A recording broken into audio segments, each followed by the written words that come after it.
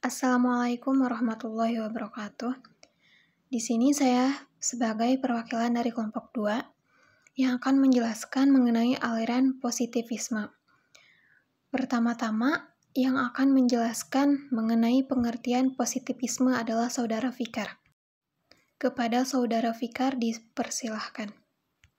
Positivisme adalah aliran filsafat yang menyatakan bahwa pengetahuan yang benar hanya berasal dari ilmu alam dan tidak berkaitan dengan metafisika.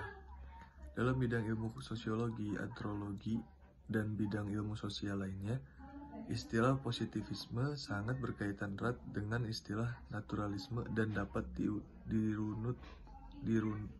dirunut asalnya ke pemikiran Auguste Comte pada abad ke-19.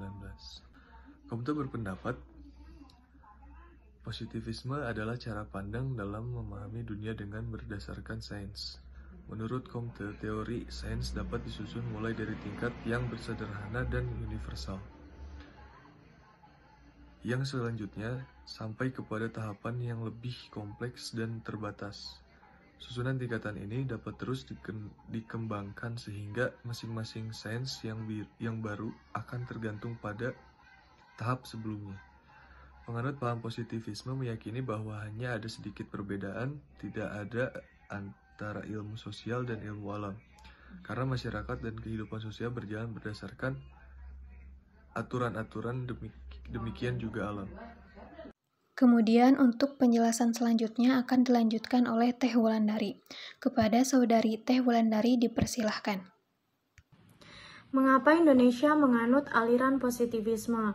Hukum masuknya pemikiran positivisme hukum di Indonesia pada awalnya disebabkan oleh adanya upaya unifikasi hukum yang dilakukan pada masa pemerintahan jajahan Belanda di Hindia Belanda.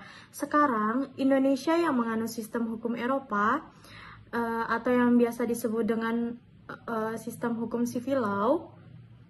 Adapun cara pandang positivisme berakar pada empirisme. Prinsip filosofik tentang positivisme dikembangkan pertama kali oleh empiris Inggris Francis Bacon sekitar tahun 1600. Adapun tesis positivisme yaitu bahwa ilmu adalah satu-satunya pengetahuan yang valid dan fakta-fakta sejarah yang mungkin dapat menjadi objek pengetahuan. Adapun asas-asas positivisme ada 4. Yang pertama itu empirisme, kedua positivisme, ketiga logika, dan keempat kritik ilmu. Kemudian di sini saya akan menjelaskan mengenai pengertian dari asas-asas tersebut. Selanjutnya, arti-arti dari asas-asas empirisme tersebut. Yang pertama ada empirisme. Empirisme merupakan suatu aliran dalam filsafat yang menyatakan bahwa semua pengetahuan berasal dari pengalaman indera manusia. Secara etimologi, istilah empirisme berasal dari bahasa Yunani empiria, yang berarti pengalaman, dan empirisme kebenarannya hanya dapat diperoleh melalui pengalaman. Dan yang kedua ada positivisme. Positivisme adalah ilmu satu-satunya pengetahuan yang valid dan fakta-fakta sejarah mungkin dapat menjadi objek pengetahuannya. Kemudian, positivisme menolak keberadaan segala kekuatan atau subjek di belakang fakta. Menolak segala penggunaan metode di luar yang digunakan untuk menelaah fakta. Yang ketiga adalah positivisme logika. Positivisme logika merupakan aliran pemikiran dalam filsafat yang membatasi pikirannya pada segala hal, yang dibuktikan dengan pengamatan atau pada analisis definisi dan relasi antara istilah-istilah fungsi. Analisis ini juga sangat mengurangi metafisika dan meneliti struktur logis pengetahuan ilmiah.